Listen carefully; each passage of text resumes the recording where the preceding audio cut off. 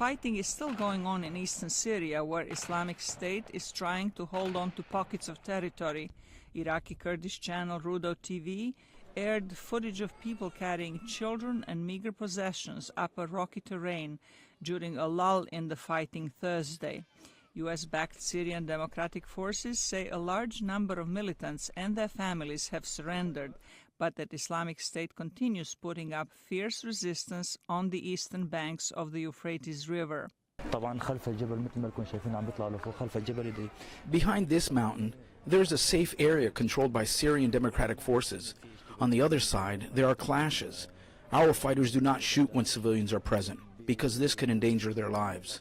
In Brussels Thursday, foreign ministers from more than 50 countries pledged to provide $6.97 billion in additional aid to support Syrian civilians affected by the war, about 12 million inside the country and about 6 million sheltered in neighboring countries. We're very pleased with the outcome on behalf of the United Nations. We want to thank you for your generosity. Your support will help to save millions of lives and protect civilians across Syria and across the region.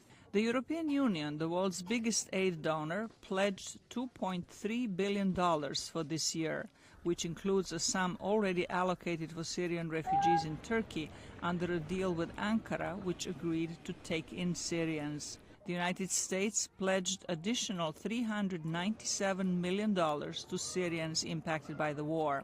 U.S. humanitarian assistance is now more than $9.5 billion since the start of this crisis. And we appreciate all donors who have stepped up, and we encourage others to help meet the growing need as well. EU Foreign Policy Chief Federica Mogherini made another appeal for a political solution to end the war in Syria. Winning the peace will require a political, Syrian-owned process led by the United Nations in Geneva. We are here to support this process. So far, diplomatic talks in Geneva and elsewhere have all failed to secure a peace agreement. Nearly 500,000 people have been killed in Syria since the beginning of the war. Zlatica Hope, VOA News, Washington.